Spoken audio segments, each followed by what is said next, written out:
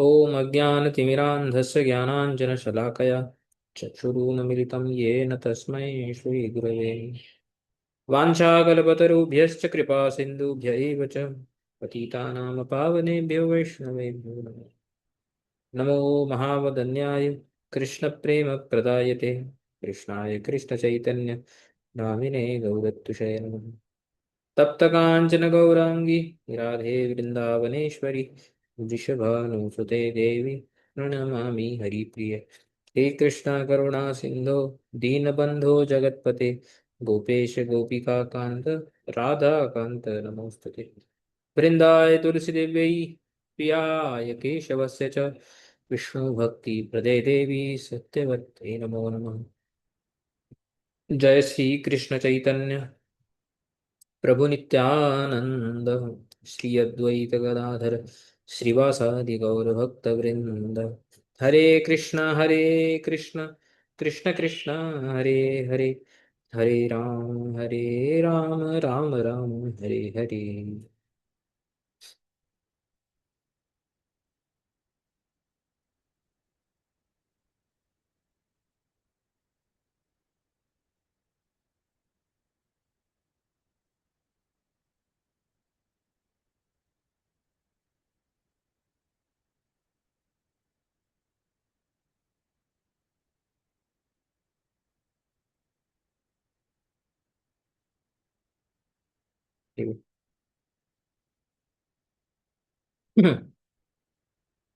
तो पिछली बार का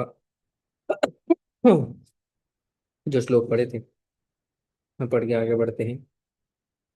श्री रावजोवाच दृष्टश्रुताभ्यां यत्पापं जानन्नप्यात्मनो हितं करोति भूयो विवशः प्रायश्चित्तम अधो कथम। तो जब श्री परीक्षित महाराज ने नरकों से किस प्रकार से जीवात्माएं जो हैं मनुष्य स्पेशली वो बच सकते हैं उनके लिए क्या उपाय है, तो सबसे पहले उन्होंने कर्म के सिद्धांत के अनुसार प्रायश्चित जो है पाप का प्रायश्चित करो ऐसा बोला था। बट उसके रिस्पांस में यहाँ पे श्री परीक्षित महाराज बताते हैं कि देखते सुनते हुए भी, यानी देखते हैं कि राजदंड इत्यादि मिलता है लोगों को जब पाप करते हैं, और सुनते भी हैं कि शास्त्रों में जो है पाप के कर्मों का फल मिलता है, ऐसा वर्णन आता है बहुत जगह पे। तो उसके बाद भी जानन अभी, जानने पर भी आत्मनो अहितम, ये जानते हुए भी कि हमारे लिए वो अहित है, करोति भूयो विवश, विवश होकर फिर भी बार बार पाप करते हैं।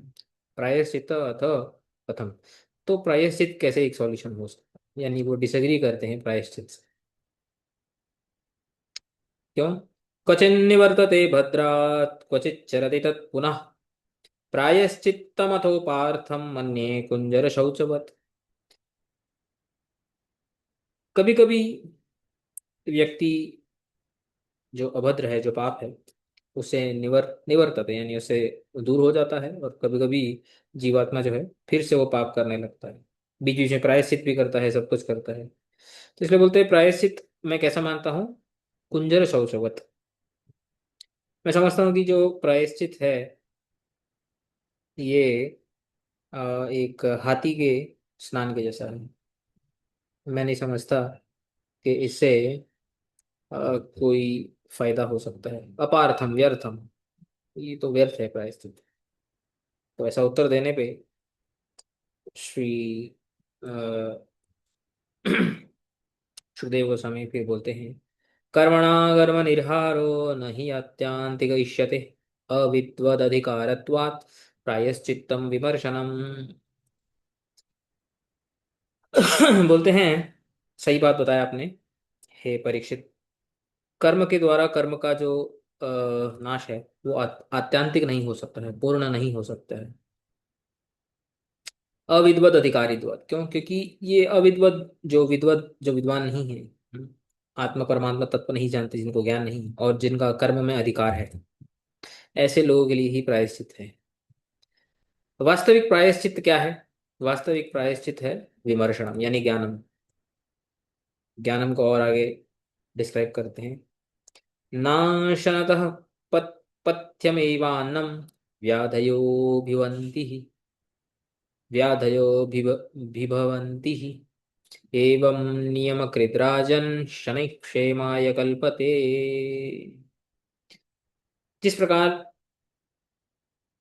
पौष्टिक अन्न इत्यादि खाने से व्याधियां इत्यादि नहीं आती हैं, उसी प्रकार ज्ञान इत्यादि के नियम करने से शनैः धीरे धीरे व्यक्ति मंगल को प्राप्त होता है, यानी पूर्ण तरीके से पापों को नष्ट कर सकते हैं। तो यहाँ पे शनैः बोला है, धीरे धीरे। फिर भी सेटिस्फाइड नहीं हुए, क्योंकि परीक्षित महाराज चाहते थे कि जल्दी से जल्दी कैसे हो सकता है जीवन। फिर और भी बहुत सारे साधनों को लिस्ट करते हैं। तपसा ब्रह्मचर्येण शमेन च दमेन च त्यागेन सत्य शौचाभ्याम यमेन नियमेन वा देहवाग्बुद्धिजं धीरा धर्मज्ञा श्रद्धयान्विताः क्षिपन्त्यघं शिकं क्षिपन्त्यघं महदपि वेणुगुल्मम् इवानलः। बोलते हैं तपसा ब्रह्मचर्य शम दम त्याग सत्य शौच यम नियम इत्यादि बहुत सारे साधन हैं, जिनसे व्यक्ति श्रद्धा रखते हुए, जिनमें धर्म करते हुए धर्मज्ञ व्यक्ति, धर्म के मार्ग पर चलते हुए धीर व्यक्ति, जो देह वाग बुद्धि से पैदा हुए जितने भी पाप हैं अघ, उनका वो क्षिपंती नाश कर सकता है, बड़े बड़े पापों का भी। किस प्रकार से कर तो सकता है, लेकिन वेणु गुल्मम इव अनलः, जिस प्रकार से अग्नि जो है पेड़ों को, बैम्बू ट्री इत्यादियों को जला देती है, उस प्रकार। तो इसका एग्जाम्पल हमने देखा था कि अग्नि जला तो देती है, किंतु जो रूट्स होते हैं, जड़ होते हैं, वो नष्ट नहीं होते हैं। तो जड़ कैसे नष्ट होते हैं, वो फिर अंतिम श्लोक में बताते हैं, जो हमने पढ़ा था। केचित् केवलया भक्त्या वासुदेव परायणाः अहम धुन्वन्ति कार्त्स्नेन निहारमिव भास्करा। बोलते हैं हे राजन, कई कई लोग ऐसे भी हैं जो एक बहुत रहस्यमयी बात जानते हैं। केचित हैं, रेयर हैं। वो क्या बताते हैं? केचित केवल या भक्त्या, केवल मात्र भक्ति से, ज्ञान कर्म से अमिश्रित भक्ति से, वासुदेव परायण भक्ति, जैसे जो वासुदेव परायण होते हैं, जो केवल भक्ति साधना में ही श्रद्धा रखते हैं, एक्चुअली यही लोग होते हैं जो कार्त्स्नीय, कार्त्स्नीय नहीं, आत्यंतिक रूप से समूल, मूल सहित अपने पापों को धो डालते हैं। निहारम एवं भास्कर, जिस प्रकार सूर्य आने से जो है, जो फॉग है, स्मॉग है, जो भी है, वो पूर्ण तरह से चली जाती है, उसी प्रकार इसमें पाप का कोई भी जो ट्रेस है, छोटा भी जो अंश है, वो नहीं रहता है भक्ति से। तो इसलिए भक्ति को सर्वश्रेष्ठ साधन यहाँ पे भागवत में इस छठे स्कंद की शुरुआत में स्थापन किया गया है। ठीक है, तो यहाँ तक हमने लास्ट टाइम पढ़ा था, सब टीकाएं वगैरह पढ़ी थी। अब हम आगे चलते हैं। श्री सुखदेव गोस्वामी कंटिन्यू करते हैं। न तथा ही भगवान राजन पूयेत तप आदि भी यथा कृष्णार्पित प्राणस तत्पुरुष निषेवया। हे राजन, तत्पुरुष निषेवया कृष्ण अर्पित प्राण यथा अघवान पूयेत तथा ही तप आदि ही न। अब देखो, उसी बात को स्वयं अपने श्री मुखारविंद से कंफर्म कर रहे हैं श्री सुखदेव गोस्वामी। बोलते हैं तप आदि से जो पवित्रता नहीं हो सकती है, वो पवित्रता, पापों की, वो पापों का नाश होना, तत्पुरुष निषेवया, तत्पुरुष निषेवया के आचार्य अलग अलग अर्थ करते हैं, हम इसको देखेंगे। ऐसा व्यक्ति जिसने भगवान या भगवान के भक्तों की सेवा करते हुए श्री कृष्ण में अपने प्राणों को अर्पित किया है, ऐसा व्यक्ति जो अपने पापों को पूयेत, मतलब के पापों का नाश करके पवित्र हो सकता है, शुद्ध हो सकता है, इसके अलावा जो तप आदि जो साधन है उससे वैसा न तथा, न तथा तप आदि भी, न तथा अघवान राजा पूयेत, तप आदि से उतना पापों से पवित्रता नहीं आती है जितना कृष्ण में अपने प्राणों को अर्पण करने से आती है। ऑब्वियसली कृष्ण अर्पित प्राण मतलब क्या? भक्ति। तो अब इसकी टीका पढ़ते हैं। एतच्च ज्ञान मार्गात अपि श्रेष्ठम इतिहा। देखो, भावार्थ दीपिका में श्री श्रीधर स्वामी ऐसे भी स्टेटमेंट्स करते हैं। हम्म, एक अद्वैतवादी कभी ये स्टेटमेंट नहीं करेंगे। जो जो बोलते हैं ना, एकदम जो अ, पक्के जो अद्वैतवादी होते हैं, वो कभी भी ऐसी स्टेटमेंट बोल ही नहीं सकते। एतच्च ज्ञान मार्गात अपि श्रेष्ठम, यानी भक्ति को ज्ञान मार्ग से भी श्रेष्ठ यहाँ पे बता रहे हैं, बोलते हैं।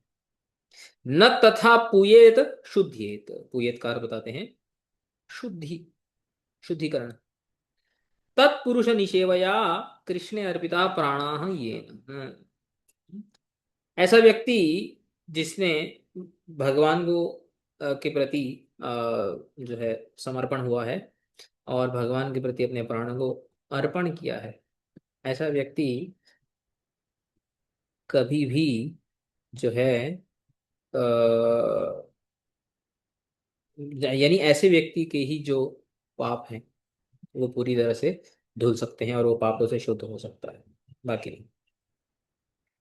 अभी श्रीनाथ चक्रवर्ती ठाकुर क्या बताते हैं, देखो। अस्तु तावत् वासुदेव भजनम अघनाशनम, किंतु तत्पुरुष भजन एव तादृशम इतिहाह इति आह न तथा इति, बोलते हैं।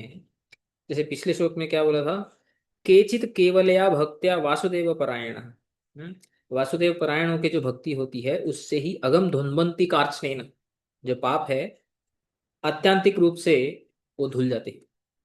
तो यहाँ पे तत्पुरुष निषेवया का बहुत अच्छा अर्थ करते हैं। यहाँ पे बोलते हैं, ये जो है समास है तत्पुरुष निषेवया, बोलते हैं अस्तु तावत, ठीक है वो तो है ही, वासुदेव भजनम अघनाशनम, भगवान वासुदेव का जो भजन है वो पापों का नाश करने वाला है, वो तो है ही, जैसे पिछले श्लोक में बताया। इतना तो है ही, किंतु तत्पुरुष निषेवया, तत्पुरुष भजनम, तत्पुरुष यानी तस्य पुरुष, यानी भगवतस्य भक्त, भगवान के भक्त को, भगवान के भक्त को फॉलो करने से, भगवान की भक्तों की सेवा करने से, भगवान के भक्तों का भजन करने से भी तादृशम, वैसा ही जो है व्यक्ति सारे के सारे पापों से पूर्ण रूप से धुल सकता है। तो ये तत्पुरुष निषेवया का अर्थ करते हैं श्री कृष्ण के भक्त की सेवा, भक्त का भजन। हम्म। हे राजन, इति संबोधनम साकुतम, ये बोलते हैं, ये जो हम सब जानते हैं कि ये जैसे जो संबोधन शब्द आते हैं, हे राजन इत्यादि, बोलते हैं ये संबोधन में भाव लगा हुआ। जैसे हम किसी को भाव सहित बुलाते हैं ना, कि हे मित्र, हे पुत्र, तो आउट ऑफ अफेक्शन। तो बोलते हैं इस संबोधन में साकुतम, यानी थोड़ा भाव से युक्त है ये। यद अहम इदम ब्रवीमि तत् सत्यम एव इति जानिया इति अर्थवत। तो हम किसी किसी को भाव से युक्त हो क्या बोलते हैं, हे पुत्र, है ना, जो मैं बोल रहा हूँ उसको ध्यान से सुनो, इस तरीके से बोलते हैं ना हम लोग। तो यहाँ बोलते हैं यद अहम ब्रवीमि, जो मैं बोल रहा हूँ, तत् सत्यम एव इति जानिए, उसको सत्य मानो, इस कंक्लूजन को तुम सत्य मानो। इस भावना से युक्त होके श्री सुखदेव गोस्वामी बोलते हैं, ऐसा श्रीनाथ चक्रवर्ती ठाकुर अपनी टीका में बताते हैं। फिर बोलते हैं कृष्ण अर्पित प्राणत्वे हेतु हम्म, तत्पुरुष निषेवया इति अर्थ। वो बोलते हैं कि भगवान की भक्ति, एक्चुअली भगवान की भक्ति से ही भगवान के भक्तों की भक्ति से ही भगवान की भक्ति आ सकती है। तो वो बोलते हैं कृष्ण अर्पित प्राण, श्री कृष्ण में किस व्यक्ति के प्राण अर्पित हो सकते हैं, जो व्यक्ति तत्पुरुष निषेवया, भगवान के भक्तों की सेवा करेगा, ऐसे ही व्यक्ति के जो है प्राण भगवान में अर्पित हो सकते हैं। तो ये केवल ऑप्शनल नहीं है, तत्पुरुष निषेवया, वो बोलते हैं इनफैक्ट इट इज मैंडेटरी। तत्पुरुष निषेवया, भगवान के भक्तों के संग से, उनकी सेवा से ही भगवान में शरणागति आ सकती एक है। इसमें से कौन सा वर्ड इंडिकेट करता है कि जो उनके भक्तों की बात हो रही है? तत्पुरुष यानी तस्य पुरुष, भगवान के पुरुष मतलब भक्त, एसेंस, भगवान के भक्तों की सेवा।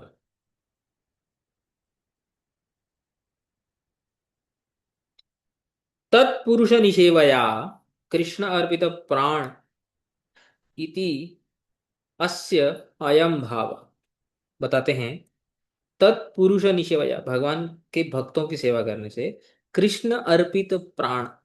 कृष्ण अर्पित प्राण का बहुत अच्छा अर्थ देते हैं, बोलते हैं इति अस्य अयम भाव। क्या भाव है? शुद्ध पिपासे ही प्राण धर्म। प्राणों का धर्म क्या होता है? भूख लगना, प्यास लगना। अब भूख प्यास अन्न जल इत्यादि से ही हमारे प्राण जो हैं फंक्शन करते हैं। ये तो प्राणों का धर्म है। तस्मिन अर्पिते प्राणे तयोर अभाव। लेकिन जब श्री कृष्ण में प्राण अर्पित हो जाते हैं, हम्म, तो फिर क्या होता है? तयोह यानी कि शुद्ध पिपासयोह अभाव। भूख और प्यास से जो क्लेश होता है, जो कष्ट होता है, उसका अभाव हो जाता है, वो दूर हो जाता है। आभ्याम अर्दितो न भवति। इसी प्रकार भूख और प्यास से जो कष्ट होता है, अर्दित यानी दुख होता है, न भवति वो नहीं होता है। तो कृष्ण अर्पित प्राण का अर्थ देते हैं कि जिन्होंने अपने प्राण को श्री कृष्ण में अर्पित कर दिए, वो सांसारिक कष्टों से जो है वो इन्फ्लुएंस नहीं होते हैं। ये दीज आर द थिंग्स, ये सब चीजें जो होती हैं, ऑब्वियसली भूख और प्यास से टॉर्मेंट नहीं होना तो थोड़ा हाई स्टेज हो गया। बट जो छोटे मोटे संसार के जो कष्ट होते हैं, दुख होते हैं, उनसे टॉर्मेंट नहीं होना, इन्हीं चीजों से हम लोगों को अपने भक्ति मार्ग में कितना हम आगे बढ़ रहे हैं और कितनी प्रोग्रेस कर रहे हैं, इन सब लक्षणों से हम लोग को देखना चाहिए। श्री विश्वनाथ चक्रवर्ती ठाकुर बताते हैं, यहाँ पे और भी एक इंटरेस्टिंग बात बताते हैं, बोलते हैं अत्र अपि पाप प्रशमने तुच्छ एव वस्तुनि भक्ति महादेव्या विनियोग अनुचितः इति भक्ति शास्त्र तात्पर्य विज्ञानाम मतेन स्वाभिमतेन अन्य मत अपेक्षा पूर्वकम आह न इति।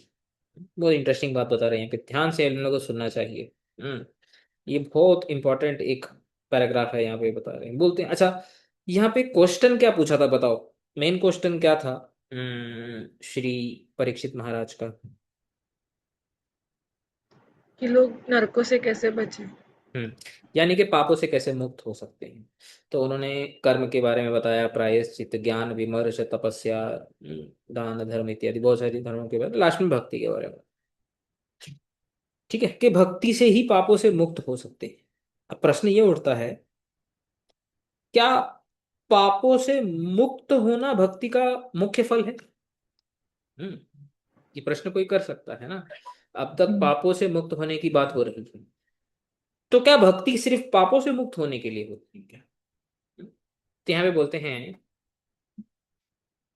पाप प्रशंसने प्रशमने, पाप प्रशमने क्षमा यानी कि क्लीन करना बेसिकली, पापों को क्लियर करना, पापों को जो है हटाना, उसके लिए भक्ति का प्रयोग करना। भक्ति महादेवी के द्वारा पापों का नाश करना ये अनुचित है। ये ऐसा हो गया जैसे कि आपने बहुत बड़े राजा को बुलाया और राजा को बोल रहे मेरा थोड़ा रूम साफ कर देना, झाड़ू लगा देना। तो ऐसा नहीं बोलते ना। तो उसी प्रकार भक्ति देवी को ये बोलना कि आप मेरे चित्त में, हमारे तो पाप संस्कार हमारे चित्त में होते हैं, मेरे चित्त में आप झाड़ू लगाओ, हम्म वो क्लीन हो जाते हैं automatically, that's a different thing. But सिर्फ इस प्रयोजन से भक्ति करना कि आप मेरा चित्त को क्लीन कीजिए, मार्जन कीजिए, ताकि मैं पापों से मुक्त हो जाऊं। अच्छा, पापों से मुक्त होकर क्या करूं? फिर वही बात आती है, पापों से मुक्त होकर क्या करेगा? वही पाप ही करेगा, और क्या करेगा? लेकिन ये इसका मुख्य फल नहीं है भक्ति का। इति भक्ति शास्त्र तात्पर्य विज्ञानाम मतेन। ये भक्ति शास्त्र में जो, भक्ति शास्त्रों के जो तात्पर्य है, उसमें जो विज्ञ होते हैं, यानी कि उसमें जो एक्सपर्ट होते हैं, ये उनका मत है। देखो, शास्त्रों में अलग अलग मत है।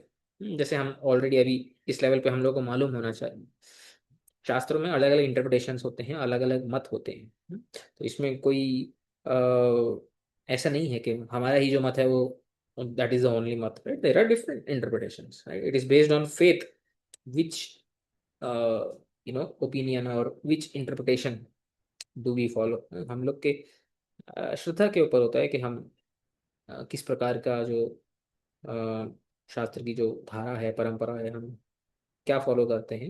It is purely based on shraddha. तो बताते हैं, लेकिन जो भक्ति शास्त्र के तात्पर्य में जो विज्ञ हैं उनके मत में, और स्व अभिमतेन, वो बोलते हैं कि सुखदेव गोस्वामी भी बहुत बड़े भक्त हैं, अपने भी मत में वो एक बात बता रहे हैं, अन्य मत आक्षेप पूर्वकम आह। अन्य मत यदि आक्षेप करें, यदि जो है क्वेश्चन करें, क्वेश्चन क्या, जैसे मैंने आपको बताया कि भक्ति तो केवल पापों को जो है हटाने के लिए है।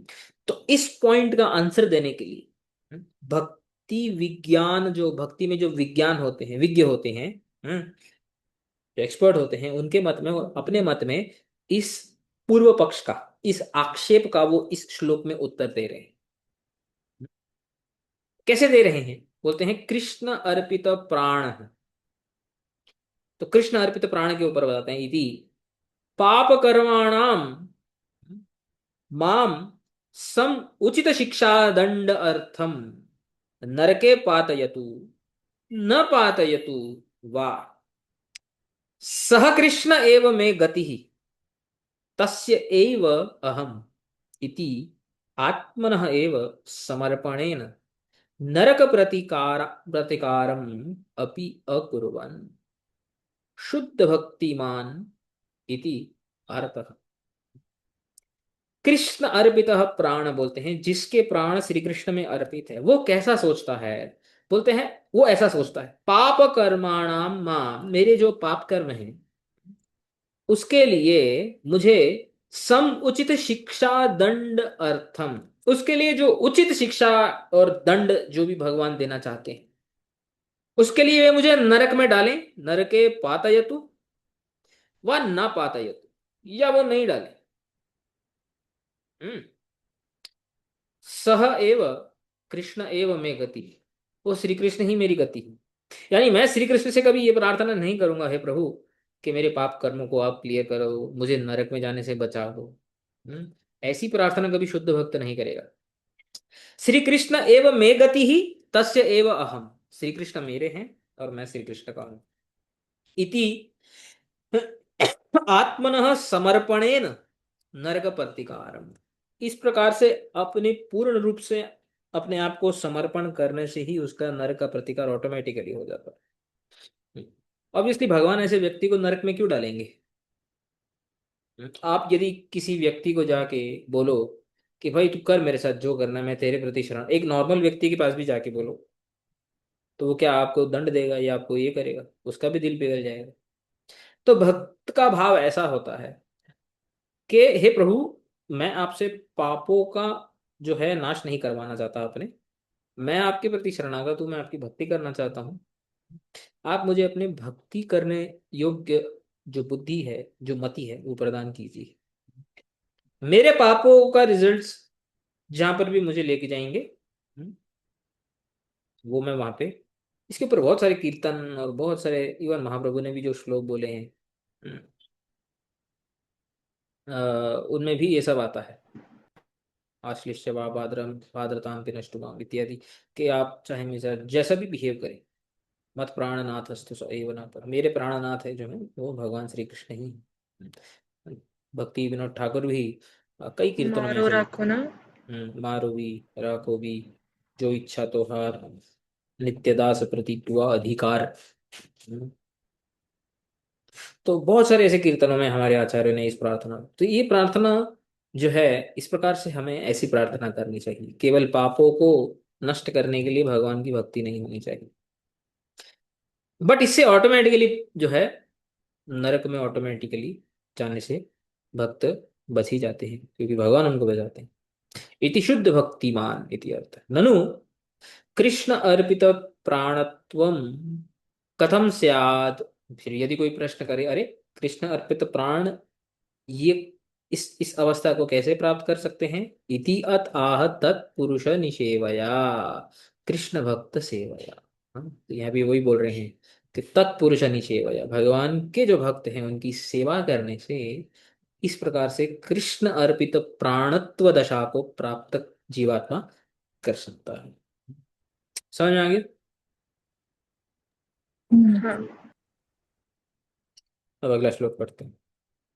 सदृचीनो हि अयं लोके पंथा क्षेमो कुतो भयः सुशीला साधवो यत्र नारायण परायणाः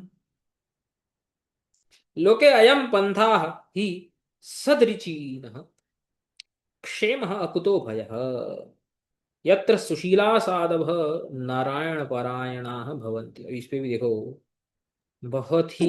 ये नारायण परायण बहुत कोट किया जाता है ना वर्ड, ये वाला नारायण ये तो बहुत परायण। श्लोकों में भी आता है। अच्छा, भागवतम में ही बहुत श्लोकों में ये वर्ड्स आते हाँ, जैसे मेरे हिसाब से अगर आप जो कोट करने की बात कर रहे हैं वो एक दूसरा हैं। वाला है कि याद नहीं है ना मुझे, बट दैट इज वो नारायण पारायण एक और श्लोक में आता है जो ज्यादातर अच्छा। कोट किया जाता है।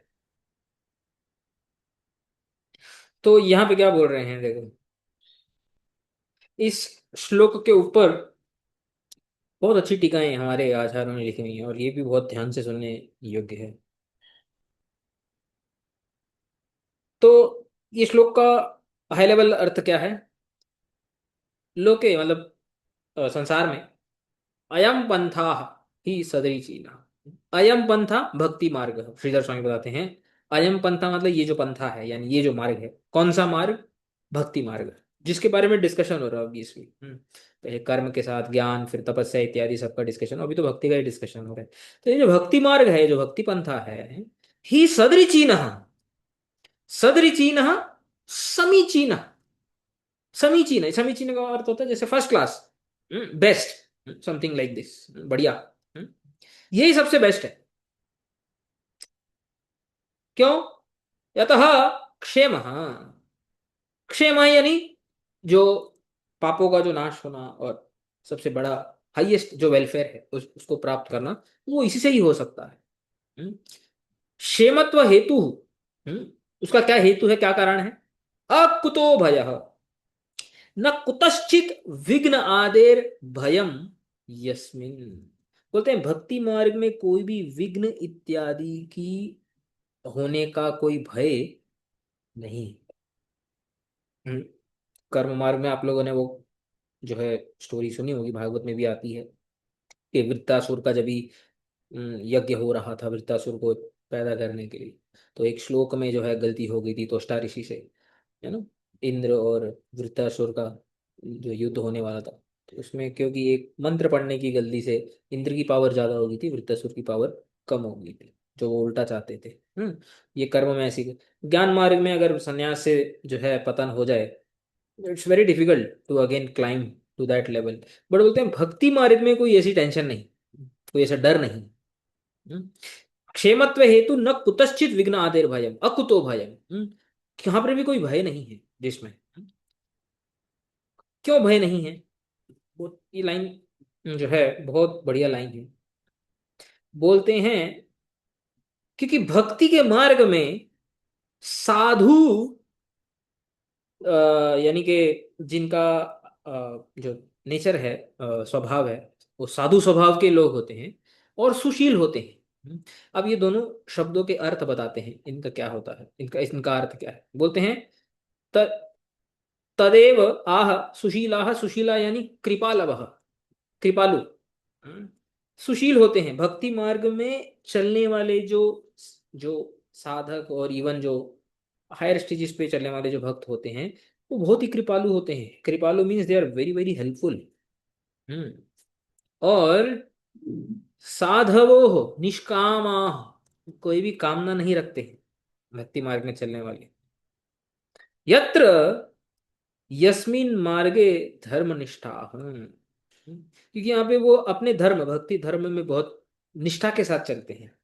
हम्म, तो इस ये बोलने का अर्थ क्या है? ये बोलने का अर्थ ये है, अतः न ज्ञान मार्ग इव असहायता निमित्तम भयम। हम्म, ज्ञान मार्ग में भय है। क्या भय है? कि कोई सहायक नहीं होगा, राइट? बिकॉज वहां पे वैराग्य इतना ज्यादा है ज्ञान मार्ग में, that people are like almost you know क्या बोलते हैं, indifferent to even the spiritual needs at times, I mean, of others. तो ये खुद श्री स्वामी बता रहे हैं, बोलते हैं कि यत्र यस्मिन, बोलते हैं अतः न ज्ञान मार्ग इव असहायता निमित्तम भयम, कोई सहायक नहीं होगा, कोई हेल्पर नहीं होगा। ऐसा कोई भय नहीं है भक्ति में, क्योंकि भक्ति में सुशीलत्वात्, क्योंकि भक्ति में सुशील, सुशील का अर्थ उन्होंने बता दिया, कृपालु। कृपालु साधक, हेल्प बहुत है भक्ति में। That is how a bhakti parampara should run. That is how we should be basically. हम भक्ति में मार्ग में चलने वाले जो साधक है, ये हमारे लिए बोला जा रहा है। We should be very very helpful to others. If we are not helpful to others, और लोगों की प्रगति के लिए हम केयर नहीं करते हैं, और तो और जो उनको हेल्प चाहिए वो प्रदान नहीं करते, तो हम सुशील नहीं हुए। और हम अगर ऐसा नहीं करेंगे तो हम अपने आचार्यों की जो है राइटिंग्स हैं, जो उन्होंने लिखा है, हम उसको ही कॉन्ट्रडिक्ट कर देंगे। तो हमारे आचार्यों ने बोला है कि भक्ति मार्ग में चलने वाले साधक कृपालु होते हैं। ज्ञान मार्ग में जो है उतनी हेल्प नहीं मिलती जितनी भक्ति मार्ग में। और साधु होते हैं, निष्काम होते हैं। हमें निष्काम होना चाहिए, किसी की हेल्प करने के लिए कोई एक्सपेक्टेशन नहीं होनी चाहिए कि वो मुझे ये देगा, वो मुझे, ऑब्वियसली श्रद्धा ऑब्वियसली होनी चाहिए किसी की, तभी हम किसी को हेल्प कर सकेंगे, बट नो मटीरियल एक्सपेक्टेशन। ना अपि, बोलते हैं कर्म मार्ग, मार्गवंत मत्सरता आदि युक्तेभ्यो भयम। कर्मी होते हैं वो सकाम होते हैं, कर्म तो सकाम भावना से किया जाता ना है। तो जिसके अंदर कामना होती है, कामना से ऑटोमेटिकली त्याजतो विषयाम पुंस, जो है कामात् क्रोधा विजायते, क्रोधात् भवतो सम्मोह, सम्मोहात् स्मृति भी, इत्यादि जो है काम क्रोध लोभ मोह मोह और इत्यादि से करते करते मात्सर्य तक तो आ ही जाते हैं। तो कामना से मात्सर्य नेचुरल प्रोग्रेशन होती है। ले इसी कर्म मार्ग में ये प्रॉब्लम है। कर्म मार्ग में भी ऐसा नहीं है कि कोई सहायता नहीं करेगा, लेकिन सहायता करना नहीं चाहते क्योंकि सब सकामी है, कामना सहित है। तो लेकिन भक्ति में सब साधु हैं। साधु का मतलब क्या बताया था? निष्काम। तो this very very wonderful explanation यहाँ पे इस दो शब्दों के ऊपर। सुशीला साधवो यत्र नारायण परायण। एक नारायण परायण, कृष्ण परायण व्यक्ति को कैसा होना चाहिए, इसके कैरेक्टरिस्टिक्स, ये हमें अपने ऊपर लागू करने के लिए, it is for us to follow.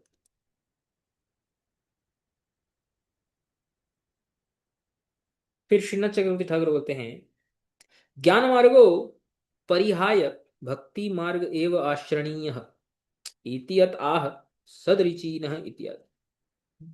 तो बोलते हैं कि ज्ञान मार्ग को परित्याग करके भक्ति मार्ग का अवलंबन करना ही श्रेयस्कर है, इसलिए बता रहे हैं सदरिचीनः इत्यादि श्लोकों में। यत अकुतो भयः, कुतो अपि भयम यत्र न अस्ति, कहीं पर भी भयम नहीं है भक्ति। ज्ञान आदि मार्ग तो सर्वतो भयः, बोलते ज्ञान इत्यादि में तो हमेशा ही भय रहता है। सदरिचीनत्वम समीचीनत्वम आह यत्र साधवः, साधव एव यत्र प्रचरन्ति न तो दस्यवः। बोलते हैं कि साधव, साधु ही जहाँ पे प्रचरन्ति मतलब चरण करते हैं, मतलब उस मार्ग में चलते हैं, यानी भक्ति मार्ग में दस्यु नहीं चलते हैं। दस्यु का अर्थ होता है द्वेष युक्त, दूसरे की प्रगति से द्वेष करना, दूसरों के किसी गुण से द्वेष करना, दूसरों से प्रॉब्लम होना, ऐसे मार्ग भक्ति में चल ही नहीं सकते। भक्ति, ऐसे व्यक्ति भक्ति मार्ग में नहीं चल सकते। इस प्रकार से हम लोग के आचार्यों ने भक्ति के स्टैंडर्ड को सेट किया है। भक्ति इजी है, बट भक्ति at the same time difficult भी है, क्योंकि ऐसे गुणों को, ऐसे संस्कारों को त्यागना भी डिफिकल्ट है। हालांकि इसको त्यागने से हम और सिंपल हो जाते हैं, बट सिंपल होना ही डिफिकल्ट है actually. To become simple is actually the most difficult thing. द्वेष नहीं होना, ये नहीं होना, ये आसान होता है एज कंपेयर टू योग करना, ज्ञान इत्यादि, संन्यास इत्यादि करना, वैराग्य। उसमें मेंटल और फिजिकल जो है, यहाँ पे अहंकार की बात हो रही है। भक्ति में सीधा ईगो पे आकर के बात आती है। तो इसीलिए दासो अहम। तो हम इसलिए क्यों बोलते हैं कि कृष्ण, जीव कृष्ण दास, जीव जो है कृष्ण का दास है। ये दासत्व को प्राप्त करना ही सबसे डिफिकल्ट चीज होती है।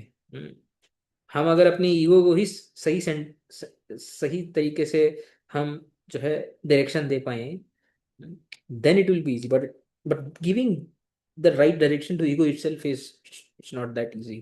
Sometimes it's easy to do तपस्या, यम नियम इत्यादि, शम दम इत्यादि करना वो ज्यादा आसान होता है, पर अपने अहंकार को नष्ट करना, और सिंपल होना, this is actually in a way more difficult, ऐसा ही बोल सकते हैं, राइट? बट ये स्टैंडर्ड्स हैं। के अमी साधवा, ऐसे साधवा कौन होते हैं? इति आह सुशीला शोभनम श्री कृष्ण भजन रूपम शीलम सुचि चरित्रम येषाम। सुशील, श्री कृष्ण भजन रूपी शील, शील यानी कैरेक्टर, श्री कृष्ण भजन रूपी जिनका कैरेक्टर होता है, और सुचि चरित्रम पवित्र जिनका चरित्र होता है, कंप्लीटली निष्काम, कंप्लीटली हेल्पफुल, कृपालु इत्यादि, तम एव अर्थम दर्शयति नारायण परायण। उनका ही नारायण परायण प्रयोजन हो सकता है, उनका ही अर्थ हो सकता है।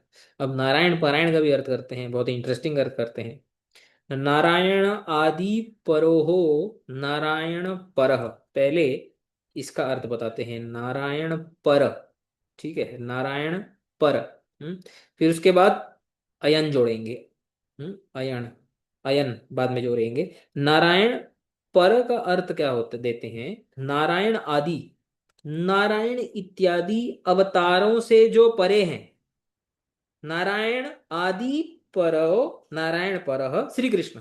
तो नारायण पर का, नारायण से जो परे है, नारायण इत्यादि से जो परे है, श्री कृष्ण अयनम, अयनम यानी शरणम, आश्रय, श्री कृष्ण जिनके आश्रय हैं, अयन यानी आश्रय, ऐसे तो ये श्रीनाथ चक्रवर्ती ठाकुर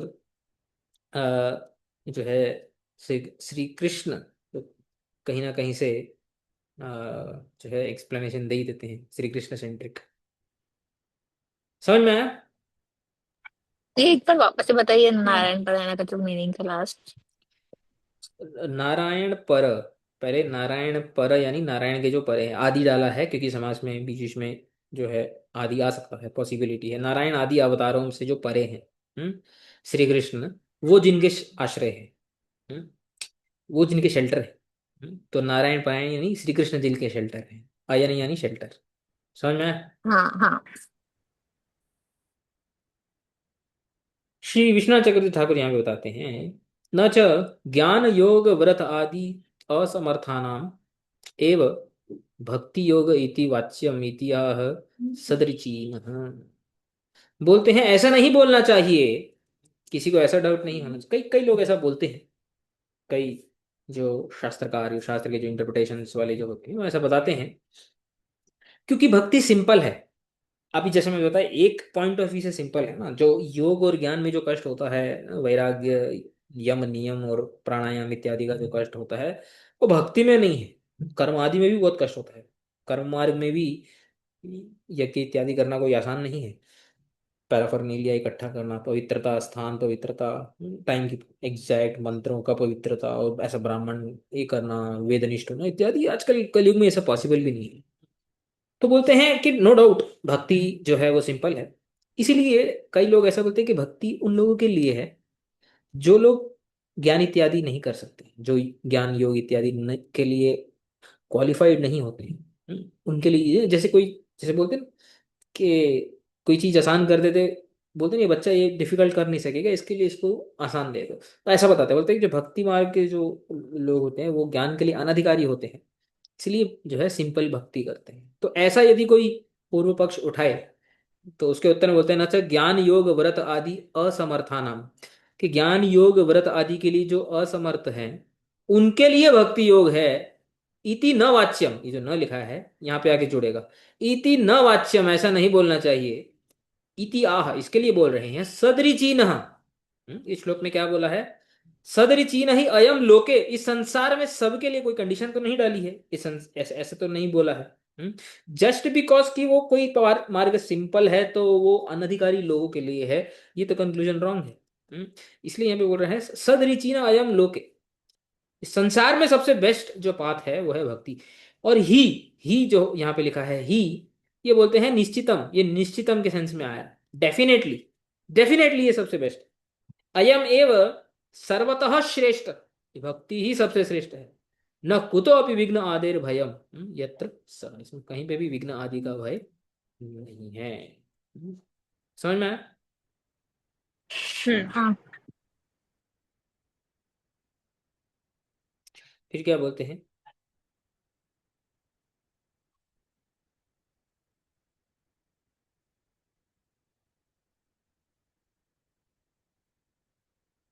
प्रायश्चित्तानि चीर्णानि नारायण परान्मुखम न निष्पुनन्ति राजेन्द्र सुराकुंभम इवापगा। बोलते हैं, हे राजेंद्र, हे राजन, आपगाह सुराकुंभम इव चीर्णानि प्रायश्चित्तानि नारायण परान्मुखम न निष्पुनन्ति। एक एग्जांपल देते हैं। वो क्या बोलते हैं कि आपगाह्य का अर्थ होता है जल इत्यादि, गंगा जल, जो पवित्र जल इत्यादि जो होते हैं। उनसे यदि आप सुरकुंभ, सुरकुंभ यानी पॉट ऑफ वाइन, कुंभ यानी पॉट, घड़ा, हम्म, और सुर, सुर का तो अर्थ आप जानती हैं, इंटॉक्सिकेशन, वाइन। तो क्या मैं जो वाइन का जो घड़ है, उसको यदि मैं गंगा जल से धो दूंगा तो क्या वो पवित्र हो जाएगा? नहीं होएगा। हम्म। तो बोलते हैं जिस प्रकार सुर का कुंभ गंगा जल से साफ करने पर भी पवित्र नहीं होता, उसी प्रकार जो नारायण परोन्मुख होता है, जो विमुख होता है नारायण से, भगवान से जो विमुख, यानी जो भक्ति नहीं करता है भगवान की, नारायण परायण यानी भक्त, और नारायण परान्मुखम यानी विमुखम यानी जो भक्त नहीं होता है, ऐसा व्यक्ति चीर्णानी प्रायश्चित्तम, बड़े बड़े प्रायश्चित ही क्यों ना कर ले, ऐसा व्यक्ति कभी भी निष्पुन निष्पुनंती, उससे कभी भी क्लियर, शोधयंती, कभी भी शोधित नहीं हो सकता है, शुचि नहीं हो सकता है। तो यहाँ पे बता रहे हैं भावार्थ दीपिका में, भक्ते है अन्य निरपेक्षत्व मुक्तम, भक्ति के अलावा, ऐसा नहीं है कि भक्ति बेस्ट है, अभी इस चीज को स्थापित कर रही है कि भक्ति ही बेस्ट है। मैथमेटिक्स में होते हैं ना, नेसेसरी एंड सफिशिएंट, कि इससे, ये तो सफिशिएंट है, पहले बताया, भक्ति सफिशिएंट है, but it's not just sufficient, it is necessary, इसके अलावा और कुछ काम नहीं करेगा। भक्तेर अन्य निरपेक्षत्व, भक्ति के अन्य कोई भी पंथा है उसकी अपेक्षा नहीं होनी चाहिए, उसके ऊपर निर्भरता नहीं होनी चाहिए, इसलिए उत्तम, ये इसलिए बता रहे हैं, कृच्छ आदि तु भक्तिम बिना न शोधयंती, कृच्छ आदि जो बड़े क्लेश युक्त जो प्रायश्चित होते हैं, वो भक्ति के बिना शोधित नहीं करते हैं, ये कंक्लूजन दे रहे हैं।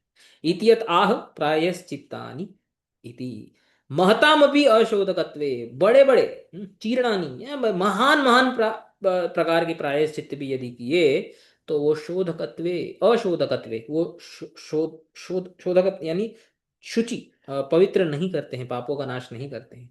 दृष्टांतम आह, दृष्टांत से बोल रहे हैं। सुराकुंभम आपगा नद्या, नदी यानी गंगा नदी इत्यादि जो है, सुरकुंभम को जिस प्रकार पवित्र नहीं कर सकती है, उसी प्रकार बड़े बड़े, क्योंकि गंगा जल तो बहुत बड़ा जल इन द सेंस बहुत महान जल है, पापों को पवित्र कर सकते हैं, बट एक घट जिसमें सुर हो उसको पवित्र नहीं कर सकता, ऐसा ही बड़े बड़े कृच्छ आदि जो प्रायश्चित है, वो नारायण परान्मुख जो होता है उसको पवित्र नहीं कर सकता है।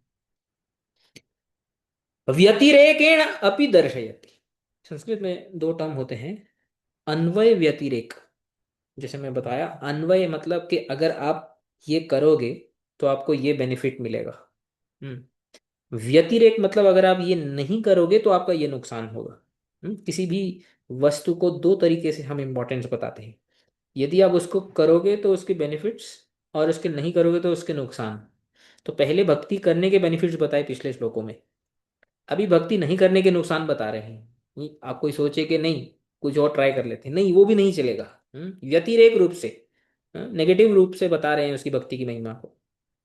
प्रायश्चित्तानि इति, चीर्णानि अभी प्रायश्चित्तानि कृच्छ्र चांद्रायणादीनि नारायण परान्मुखम न निष्पुनन्ति। वही चीर्णानि यानी जो महान प्रायश्चित होते हैं, चांद्रायण इत्यादि वेदों में आते हैं, इन सब के नाम आते हैं। चांद्रायण 12 साल के लिए वन में जाना, और ये वो भी करने से नारायण परोन्मुख व्यक्ति कभी भी पवित्र नहीं होगा। यथा कथंचिदेव, संभव पवित्र हो जाएगा। एग्जाम्पल देते हैं। संभव पवित्र मतलब क्या? पुनन्ति इति भाव तत्र दृष्टान्तः सुराकुंभम इवापकः। सुराकुंभ, सुर का जो घट होता है, घड़ा, ही क्षालितो अपि, क्षालितो मतलब उसको यदि क्लीन भी किया पानी से, हम्म, न तो दुर्गंध्यम जहाती, उसकी जो दुर्गंध है वो जाएगी क्या? नहीं जाएगी। एक बार सुर पड़ गया अंदर, तो आप कितना भी पानी से क्लीन कर दो उसको, दुर्गंध तो रहेगी उसके अंदर। व्यवहार योग्य तो न भवंती, व्यवहार के योग्य भी नहीं होता है। You can not use it specially for something धार्मिक, और ऐसे तो बिल्कुल भी उसका प्रयोग नहीं कर सकते। आप बोले वापिस हम उनको दे दो जाके, तो उनको तो दे सकते हैं जहाँ से आया था, बट धार्मिक व्यवहार के लिए तो कभी भी वो योग्य नहीं है। उसी प्रकार अतः कृत प्रायश्चित्त, किसने प्रायश्चित्त कर भी लिए, थोड़े बहुत उसके पाप नष्ट भी हो गए, लेकिन वो भगवत अभक्त, लेकिन अगर वो भगवान का भक्त नहीं है, शुद्ध अंतःकरणो अपि न भवति, उसका अंतःकरण पूर्ण रूप से शुद्ध नहीं होगा। थोड़े पाप नष्ट हो सकते हैं, जैसे कि थोड़ा क्लियरेंस आ सकता है, आपको ऊपर से कुछ दिखाई ना दे, लेकिन जो उसके जो नहीं दिखने वाला जो स्मेल इत्यादि है ना सुर कुंभ का, वो रहता है। ऐसी नहीं दिखने वाले जो संस्कार होते हैं पाप के, वो फिर भी रहेंगे भगवान का अभक्त अगर हुआ तो। व्यवहारो योग्य अभी न भवती इति भाव, ऐसा व्यक्ति व्यवहार के योग भी नहीं है। जैसे सुरकुंभ भी व्यवहार के योग्य नहीं होते, बोलते हैं ऐसा व्यक्ति प्रायश्चित करने पर भी व्यवहार के योग्य नहीं, क्योंकि फिर वो वही काम करने वाला है जहाँ से वो आया है। जी गोस्वामी बताते हैं प्रायश्चित्तानि इति निश्चितम न पुनंती, जो शब्द यहाँ पे प्रयोग किया गया ना, निष्पुनंती, निष्पुनंती को तोड़ के बोलते हैं निर और निश्चितम। निर और पुनंती, निर और पुनंती से निष्पुनंती बनता है। निर का अर्थ देते हैं निश्चितम, न पुनंती, निश्चित रूप से जो है उसका, उसके जो पाप हैं उससे वो पवित्र नहीं होता।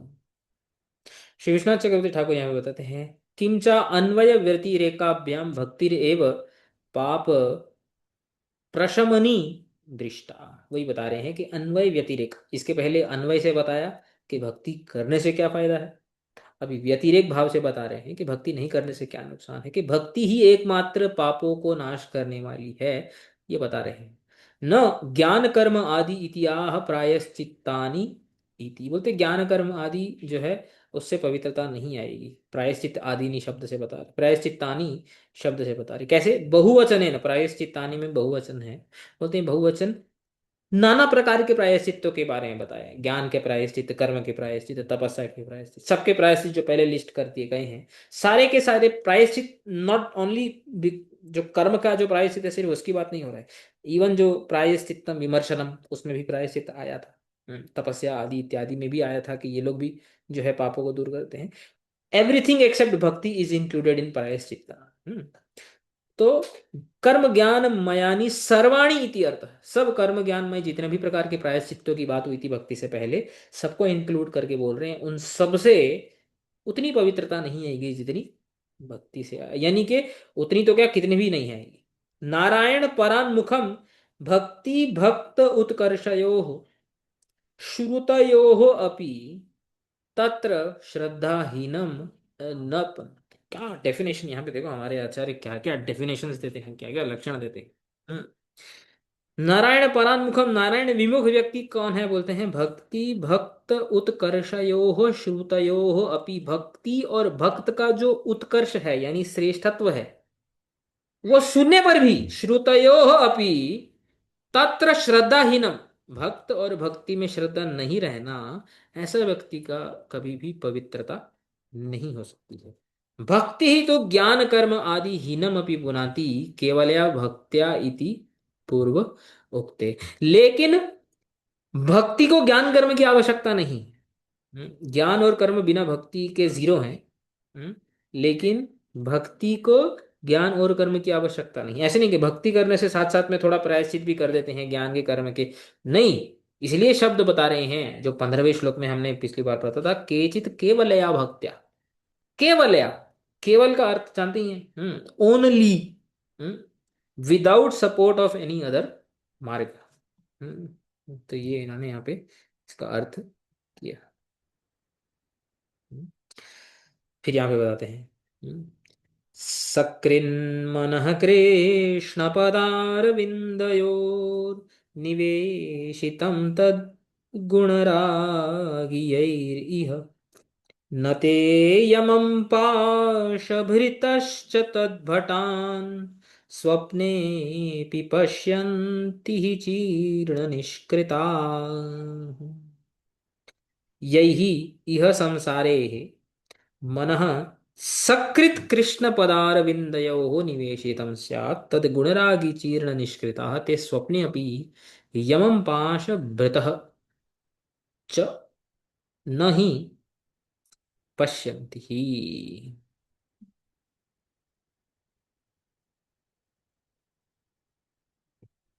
पाशभृतः और तद भटांच, यहाँ पे वो तद भटान भी आएगा। इनके जो सेवक हैं बोलते हैं, इस श्लोक में इस पूरे टॉपिक को कंक्लूड करने के लिए, और स्पेशली जो नेक्स्ट जो बोलने वाले हैं, अजामिल का जो प्रसंग बोलने वाले हैं, उसको इनिशिएट करने के लिए ये श्लोक बोल रहे हैं। बोलते हैं इह, तो इह मतलब संसार में, इह संसार है, जो व्यक्ति सकृत, सकृत का अर्थ क्या होता है जानते हैं? सकृत, कंप्लीट। कंप्लीटली। नहीं नहीं, वंस, इवन वंस, एक बार भी मनः कृष्ण पदार विंदयो हो निवेशितम, श्री कृष्ण के चरणों में यदि कोई एक बार भी अपने मन को निवेशित करता है, नियुक्त करता है, तद गुण रागी, भगवान के गुणों में रागी है, चीर्ण निष्कृताह, वो ही एक्चुअली व्यक्ति है जो पूरी तरह से पापों से मुक्त हो चुका है। ऐसा व्यक्ति स्वप्ने अपि यमम पाशभृतः, पाशधारिण, यानी कि जो कर्मों के अनुसार जो हमें दंड मिलने वाला है उसकी रस्सी को धारण करने वाले जो यमराज है, तद भटांच, उनके सेवकों को स्वप्ने अपि न पश्यन्ति, स्वप्न में भी उनको नहीं देखता है ऐसा व्यक्ति, जो एक एक बार भगवान का नाम लेता है। ऐसा, this is where he sets the ground for the story of Ajamil. एक डाउट है, ऊपर अभी हम लोगों ने जो पढ़ा कि जो भक्त परायण मुख जो ऊपर वो था, एक ऊपर करेंगे थोड़ा,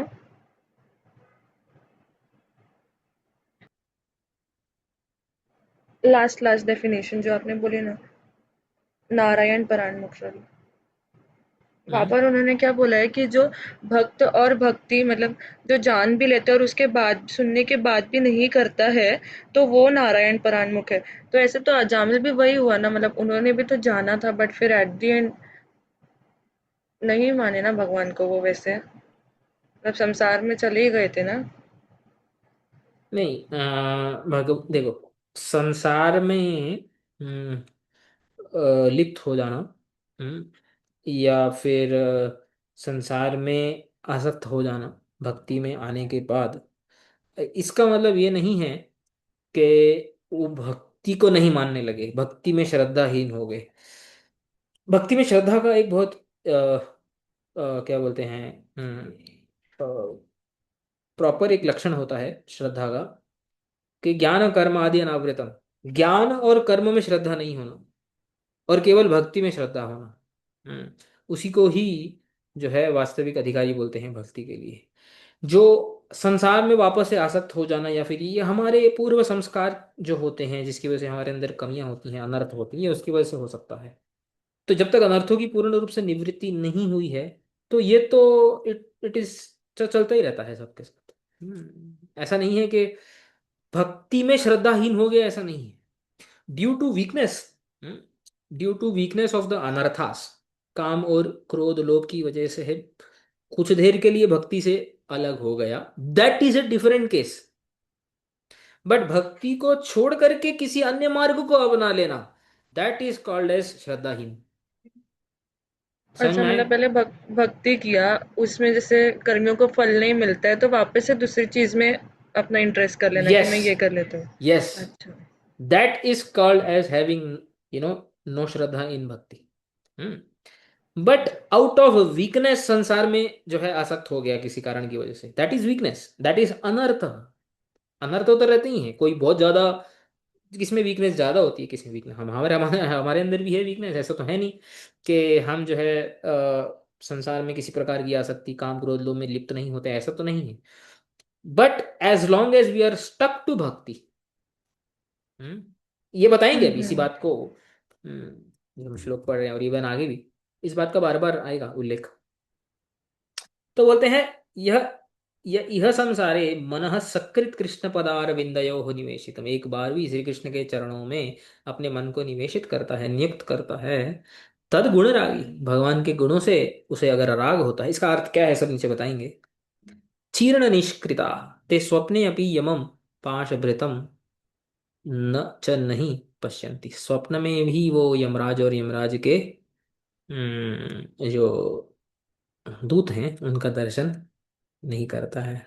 हम्म, तो श्रीधर स्वामी क्या बताते हैं, भक्ति स्वल्प अपि पुनाति एव इतिया, देखो भक्ति के कितने एंगल से श्रेष्ठत्व को निरूपण कर रहे हैं। भक्ति पूरी तरह से पापों को जो है जो है कात्स्नियेन धुन्वंती, पापों का नाश करती है। जो दूसरे जो प्रायश्चित्त आदि हैं वो भक्ति के बिना इफेक्टिव नहीं है। और भक्ति जो है दूसरे मार्गों के ऊपर निर्भर नहीं है, ऐसा नहीं है कि केवला भक्ति ही सारे पापों को नष्ट कर, और ऐसा भी नहीं है कि भक्ति बहुत ज्यादा करेंगे तो पापों का नाश हो जाएगा, ऐसा नहीं। बोलते हैं कि भक्ति स्वल्पे अपि, इसलिए महाप्रभु ने भी बताया कि चेतो दर्पण मार्जनम, सबसे पहले भक्ति का पहला इफेक्ट होता है चित्त रूपी दर्पण का मार्जन हो जाना, है ना? पूर्व संस्कार जो अनर्थ संस्कार होते हैं वो बहुत जल्दी जो है ये साफ हो जाते हैं। भक्ति स्वल्प अपि पुनाति एव इतिहाह सकृत, इसलिए बोल रहे हैं एक बार भी, इवन वंस। हम्म और इवन वंस, ये एक्चुअली इस बात के ऊपर आगे जाके बहुत चर्चा हुई। एक बार भी ऐसे हम बहुत डाउट कर सकते हैं कि अरे एक बार तो भगवान का नाम तो कितने लोग लेते हैं भगवान का स्मरण तो कितने लोग करते हैं, तो इफेक्ट क्यों नहीं दिखाई दे रहा है? हाँ, ये अजामिल के ऊपर जैसे बहुत सारे मेरे साथ भी डिबेट्स करते हैं कि अरे हम तो पूरा ही दिन लेते रहते हैं, तो हम लोग तो एक बार से ज्यादा ही ले लिया। हम्म, इस इसी क्वेश्चन के लिए मैंने ये टॉपिक उठाया। इनफैक्ट आगे हम्म। आगे जा करके ना, इसके अगले अध्याय में, दूसरे अध्याय के 10वें 11वें श्लोक के आसपास श्लेषनाथ चक्रवर्ती ठाकुर की एक बहुत बड़ी टीका है इसी पॉइंट को लेकर के, कि हाउ टू अंडरस्टैंड दिस। तो अच्छा खैर जब ये आएगा तो आगे पढ़ेंगे। तद गुणरागी का अर्थ बताते हैं। श्लोक में पद है ना, तद गुणरागी, इसका अर्थ बताते हैं, तस्य यानी कृष्णस्य भगवतः गुणेषु राग मात्रम अस्ति। हम्म, मात्र, राग मतलब जो अनुरक्त है भगवान से, ऐसा नहीं बोल रहे हैं यहाँ पे, यहाँ पे राग से एकदम प्रेमी भक्त नहीं लेना है, भावुक भक्त नहीं लेना है, राग मात्र है, हल्का सा अभ्यास है उसका। न तो ज्ञानम, मतलब पूरी तरह भगवान का ज्ञान नहीं, यहाँ पे ज्ञान मतलब वो ज्ञान मार्ग वाला ज्ञान नहीं, ज्ञान बहुत सारे कॉन्टेक्स्ट में आता है। तो अब भक्ति की बात हो रही तो वो ज्ञान मार्ग वाला ज्ञान इधर नहीं आ जाएगा। न तो ज्ञानम यानी पूरा भक्ति ज्ञान पूर्ण रूप से नहीं है उसको। हम्म, ऐसे व्यक्ति का भी, ऐसा व्यक्ति भी कैसा होता जाता है, चीर्ण निष्कृता, तावतैव चीर्णम निष्कृतम प्रायश्चित्तम यही निष्पापा हो, चीर्ण निष्कृता है पूर्ण रूप से वो निष्पाप हो जाता है। यदि भगवान के प्रति थोड़ा सा भी राग हो उसको, एक बार भी भगवान का स्मरण किया हो, वो कभी भी जो है यमराज और उसके दूतों का दर्शन स्वप्न में भी नहीं करता है। और क्यों? क्योंकि वो पूरी तरह से निष्पाप हो जाता है। ये इस श्लोक का भावार्थ दीपिका के अनुसार अर्थ हुआ। तो हम आगे बढ़ते हैं। चैतन्य मत मंजुषा श्री श्रीनाथ चक्रवर्ती ठाकुर बताते हैं, अतः इतिहासाम उपक्रामयितुम उपक्रमणिकाम आह सकृत इति।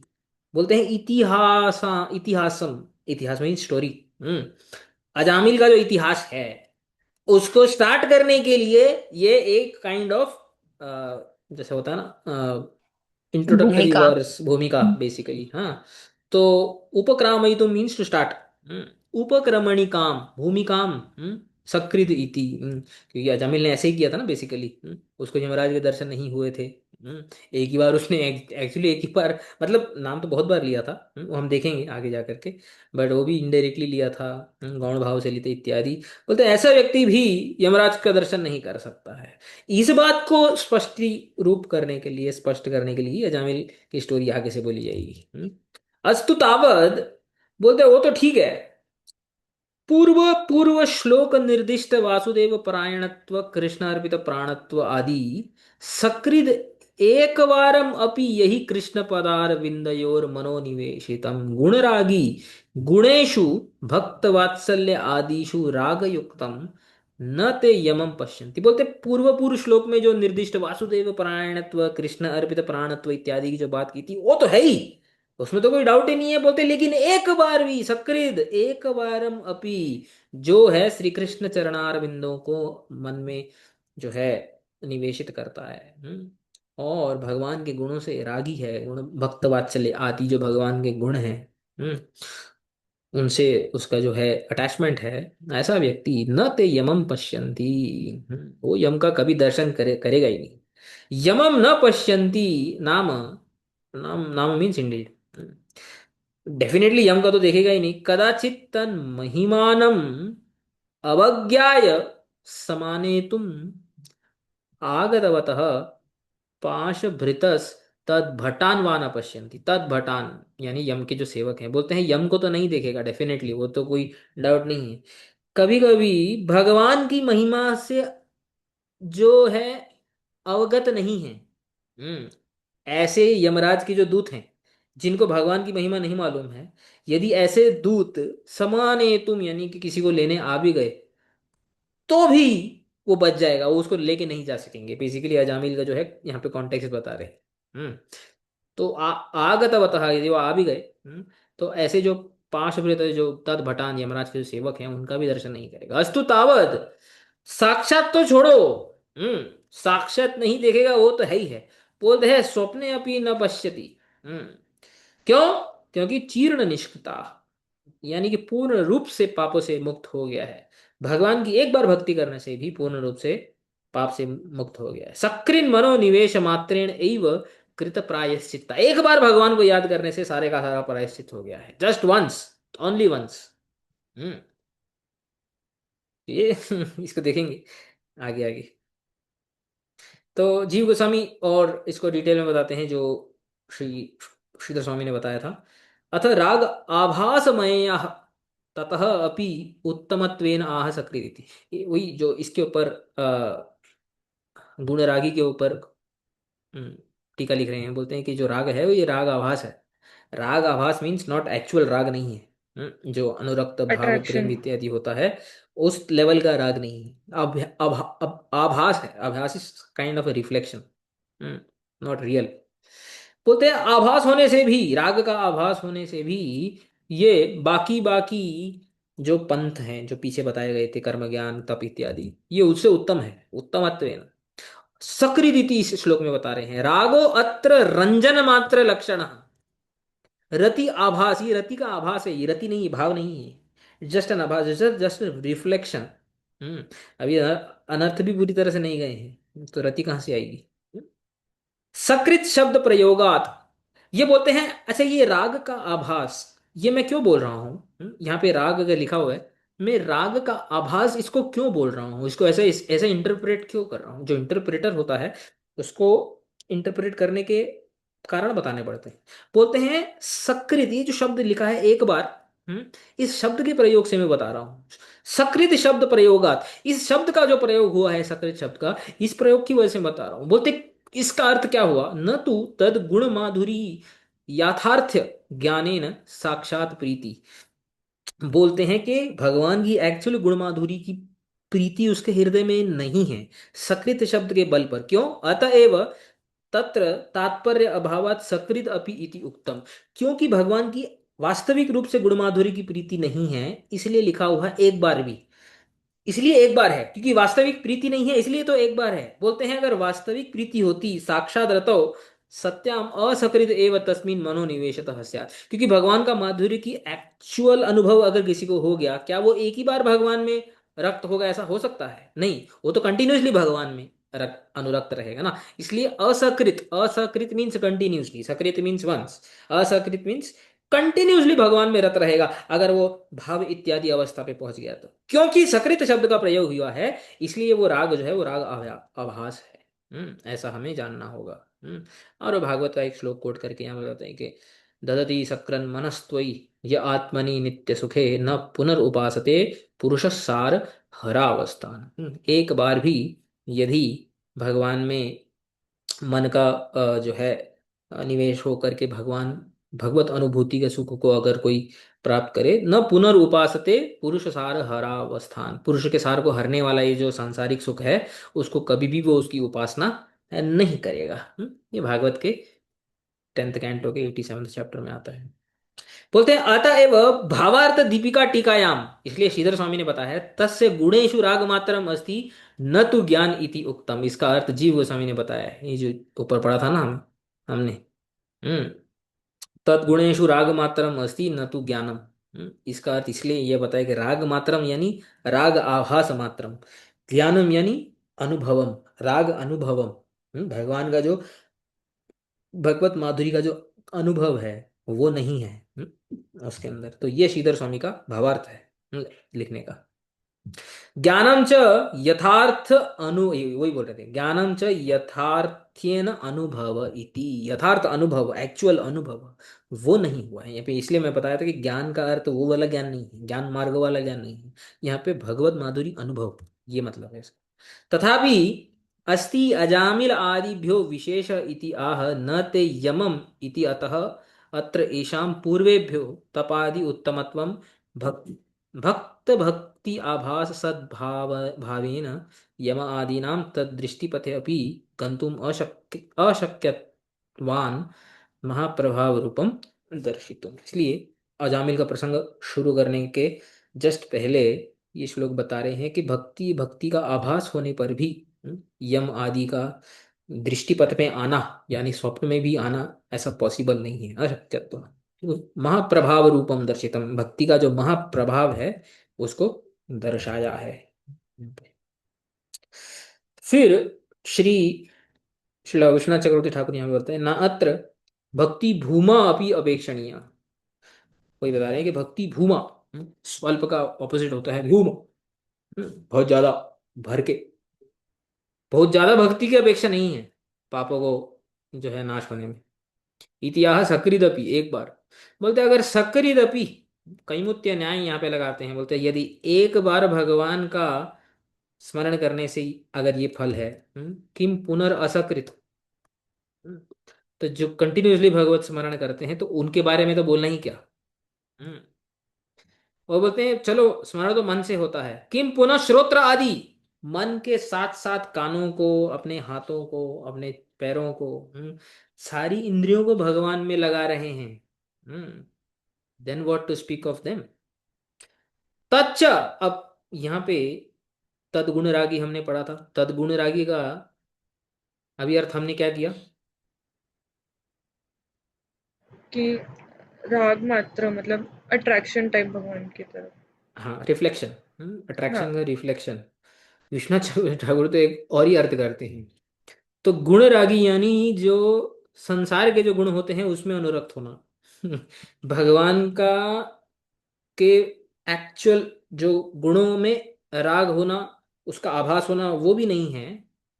इनफैक्ट संसार, यहाँ पे गुण यानी संसार के गुणों में, संसार के गुणों में अनुरक्त है वो। और यहाँ पे वो आभास भी नहीं यूज कर रहे हैं, पूर्ण रूप से अनुरक्त है।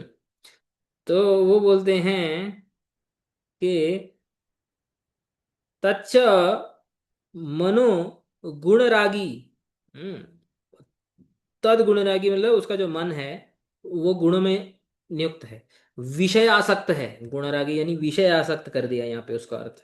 हम्म तो अगर विषय आसक्त व्यक्ति यदि एक बार भगवान का नाम अगर स्मरण करे तो उसको जो है चीर्ण निष्कृत हो सकता है। तो ऐसे व्यक्ति के बारे में क्या बोलना, जो गुण राग रहितम यानी कि सत्व रजत तम गुण जो होते हैं उनसे राग जो रहित व्यक्ति होता है यानी जो निर्गुण व्यक्ति होता है, ऐसे व्यक्ति के बारे में तो क्या बोलना। बोलते हैं स्वप्ने अपि। हम्म अच्छा, ये स्वप्ने अपि को भी जो है इसके साथ जोड़ते हैं। सकृत मनः कृष्ण पदार विंदेरो सपने अभी निवेशितम। उसने बोलते हैं यदि कोई स्वप्न में भी भगवान के चरण कमलों का स्मरण करे ना स्वप्न में तो ये उसके लिए भी पॉसिबल है। इन्होंने स्वप्ने अभी इनके साथ नहीं जोड़ा है कि स्वप्न में भी दर्शन नहीं करेगा यमराज का। वहां पे नहीं जोड़ा है, यहाँ पे जोड़ा है कि स्वप्न में भी यदि भगवान का स्मरण करेगा एक बार बोलते हैं तो ऐसा व्यक्ति के भी पाप जो है खत्म हो जाएंगे। किम पुनः साक्षात तावन मात्र ध्यान है, अगर साक्षात अगर जाग करके ध्यान किया तो अब तो बात ही क्या है। तो उन्होंने सपने स्वप्न को भी ऊपर जोड़ दिया। हम्म। चीर्णम निष्कृतम प्रायश्चित्तम यही थे।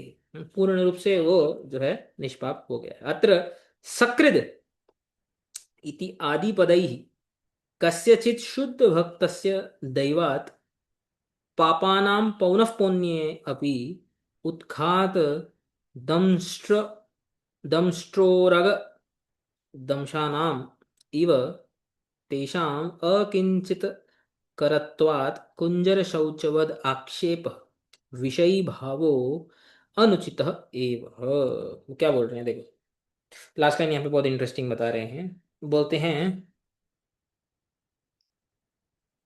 सकृद इति आदि पदैहि। हम्म, बोल रहे हैं कि यदि हम कोई सोचें कि अरे कोई भगवान की भक्ति करना शुरू हो गया। हम्म, अब इसे आप लोग ने जो प्रश्न किया था कि भगवान की भक्ति करना शुरू हो गया फिर संभव माया में आसक्त हो गया। हम्म तो बोलते हैं कि यदि कोई शुद्ध भक्त भी हो, कस्यचित शुद्ध भक्तस्य दैवात। दैवात मीन्स रेयरली, ऐसा पॉसिबल नहीं होता है जनरली, बट अगर किसी रेयर केस में कोई पूर्ण संस्कार अगर कोई बहुत स्ट्रांग हो, उस केस में पापा नाम पौनः पुण्य अपि उत्खात, ये पाप में बार बार लिप्त हो गया अगर वापस, राइट, पापों में। हम्म तो ऐसा उसके ऊपर आरोप लगाना, हम्म कि आक्षेप लगाना, हम्म कि भक्ति जो है वो अकिंचित कर है, किंचित मात्र भी कुछ कर नहीं सकती भक्ति। भक्ति भी कुंजर शौचवध है, जैसे प्रायश्चित के बारे में परीक्षित महाराज ने बताया था ना, हाथी का स्नान। हम्म तो यदि कोई ऐसा बोलेगा अरे भक्ति करना शुरू किया था फिर से पाप करना शुरू कर दिया, ऐसा भक्त के ऊपर आक्षेप अगर कोई लगाए, अरे ये तो भक्ति में भी वही हुआ ना, ये तो हाथी स्नान जैसा हिसाब हो गया यहाँ पे, भक्ति शुरू की फिर से पाप करना शुरू हो गया। यदि ऐसा कोई आक्षेप लगाए तो बोलते हैं ये अनुचित है। हम्म आक्षेप विषयी भाव है, ऐसा विषयी हो गया, विषयी भावना युक्त हो गया ऐसा भक्त, ये अनुचित है। क्यों? उत्खात दंष्ट्र दंष्ट्र उरग दंशानाम इव तेषाम। ये क्योंकि उसके जो क्या बोलते हैं इंद्रिय और सांसारिक आसक्ति है, वो वो कैसी है। हम्म, इसका एग्जाम्पल बता रहे हैं। वो एक सांप के डसने के जैसी है। हम्म दंश, दंश का अर्थ होता है डसना। उरग, ये उरग, उरग का अर्थ होता है सर्प। हाँ? सर्प दंशनम, दंशानाम, सर्प का जो जो डसना होता है, जो बाइट होता है, ये उसकी तरह है, लेकिन कौन से सर्प? दंष्ट्र, जिसका जो होता है ना फैंग जिसको बोलते हैं, जहां से पॉइजन आता है। सांप का एक जो दांत टाइप का होता है जहां से वो जब बाइट करता है तो पॉइजन इंजेक्ट करता है। तो ये जो रोड साइड पे हम जो देखते हैं ना सांप वगैरह लेके चल रहे हैं ना, वो एक्चुअली वो जो सांप होते हैं ना, उनका वो जो पॉइजनस फैंग होता है वो निकाल दिया गया होता है। तो अगर वो किसी को बाइट करेंगे भी तो एटलीस्ट डेथ वगैरह की कोई दिक्कत नहीं होती है। पॉइजन वगैरह की दिक्कत नहीं होती। तो दे हैव बीन अप्रूटेड, उत्खात। हम्म तो उनको उखाड़ दिया गया है। हम्म तो भक्त यदि बाई चांस, यानी ये लाइसेंस नहीं दे रहे, बोल रहे हैं इसलिए यहाँ पे बोल रहा है कि कस्यचित शुद्ध भक्त से दैवात, दैवात बोलते हैं ना कि अरे बाई चांस कभी ऐसा हो भी जाए कि वो संसार में फिर से नियुक्त हो गया है, तो ऐसा नहीं सोचना चाहिए कि जो भक्ति का इफेक्ट नहीं है उसके ऊपर, भक्ति काम नहीं कर रही है। उसका संसार में नियुक्त होना कैसा है, एक वो क्या बोलते हैं विष रूपी दांत निकाला गया सांप के डसने के बराबर है। हम्म समझ में आया? इसके ऊपर इसी लाइन के ऊपर एक बहुत फेमस श्लोक भी है। हम्म, क्या है? कैवल्यम नरकायते। हम्म, ये श्री प्रबोधानंद सरस्वती ठाकुर का एक श्लोक है, चैतन्य चंद्रामृत का।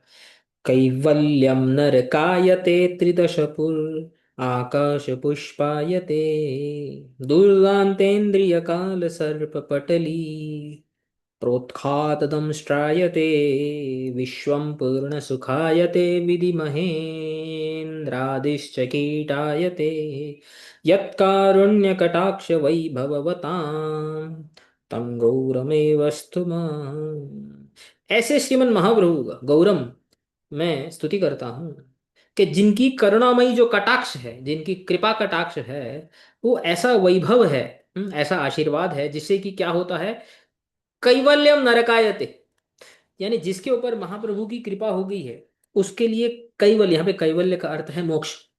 हम्म, मोक्ष जो सबसे चार पुरुषार्थों में श्रेष्ठ माना गया है, जिसके ऊपर महाप्रभु और उनके भक्तों की कृपा होगी, उस व्यक्ति के लिए मोक्ष ही नरक हो जाता है। वो बोलते हैं कि मेरे को मोक्ष नहीं चाहिए मेरे को चलेगा संसार में आना, मेरे को कोई प्रॉब्लम नहीं। हम्म, लेकिन मैं महाप्रभु और महाप्रभु के भक्तों का संग नहीं छोड़ना चाहता। और त्रिदशपुर आकाश पुष्पायते, त्रिदशपुर यानी कि जो स्वर्ग इत्यादि है, हम्म, वो आकाश पुष्पायते, आकाश में पुष्प के समान है। आकाश में पुष्प देखेंगे कभी? हम्म, तो जिस प्रकार आकाश में पुष्प की कोई संभावना नहीं है, ऐसे ही भक्त के हृदय में स्वर्ग आदि की कामना की कोई संभावना हो ही नहीं सकती। There is not possible, you can not have a flower in the sky. Similarly you can not expect a devotee of a Mahaprabhu to have a desire to attain स्वर्ग। और ये जो लाइन है जिसके ऊपर अभी हम चर्चा कर रहे थे, दुर्दांत इंद्रिय काल सर्प पटली प्रोत्खात दंष्ट्रायते, जो काल रूपी जो सर्प है उसके जो क्या बोलते हैं, अ, दांत हैं। हम्म, ये काल रूपी सर्प है, दुर्दांत इंद्रिय। दुर्दांत इंद्रिय यानी कि हमारी जो इंद्रियां हैं जिनको कंट्रोल करना बहुत मुश्किल है। हम्म, तो ये जितनी सारी जो इंद्रियां हैं, ये उस काल सर्प के जैसी हैं, जिसके दंष्ट्र, जिसके जो दांत है, फैंग्स है, वो प्र उत्खात, यहाँ पे भी आया था ना, उत्खात आया था। यहाँ पे प्रोत्खात आया, प्र में उत्खात में प्र जोड़ने से प्र उत्खात, प्रकृष्टेन उत्खात, अच्छे से उखाड़ दिए गए। तो यानी कि इंद्रिय कभी कभी डिस्टर्ब करे भी, यदि भगवान की भक्ति में अगर वो फिक्स रहेगा तो उसका इंद्रिय उसका जो है पॉइजनस स्नेक के डसने के समान होंगी। बीच बीच में डिस्टरबेंस आएगी भी, तब भी जो है उसका पतन हो जाएगा, ऐसा नहीं। विश्वम पूर्ण सुखायते। हम्म, जैसे गीता में भगवान ने क्या बोलते हैं, गीता में भगवान बोलते हैं कि ये जो विश्व है तो कालयम है, बट जिसके ऊपर महाप्रभु की कृपा हो गई है उसके लिए पूरे का पूर्ण चौदी के आनंद देखी, भक्ति विनोद ठाकुर बोलते हैं। के चारों ओर उसको आनंद ही आनंद दिखाई देता है। Is happy because there is no kamana. अभी पढ़ा था ना, सुशीला साधवो यत्र, वो सुशील हो जाता है, साधु हो जाता है, निष्काम हो जाता है। तो इसलिए उसको कोई लाइफ में जो सिचुएशन है, जो कंडीशन है, उसको दुख नहीं देती है। विधि महेंद्र आदिश्च कीटायते, तो विधि ब्रह्मा, महेंद्र शिव इत्यादि इनकी जो पोस्ट होती है ना, ब्रह्मा जी की पोस्ट, शिव जी की पोस्ट, सो कीटायते, ऐसा लगता है कि तो कीट कीट कीट पतंग जैसे होता है ना, इंसेक्ट। तो ये को बहुत बड़ी पोस्ट थोड़ी है। सबसे श्रेष्ठ पोस्ट क्या है? कृष्णदास। इस पोस्ट के सामने ब्रह्मा विष्णु की पोस्ट भी एक कीट के जैसे लगती है, इंसेक्ट के जैसे लगती है। तो इसके अंदर भी ये बहुत फेमस श्लोक है, इसके अंदर भी ये सेम लाइन आती है जो अभी हम यहाँ पे पढ़ रहे थे। हम्म, तो इस प्रकार से जो है 19वें श्लोक में आज हमने समाप्त कर दिया, 19वां श्लोक। और 20वें श्लोक से फाइनली जो है इनका जो अजामिल का जो इतिहास जो है वो प्रारंभ करते हैं।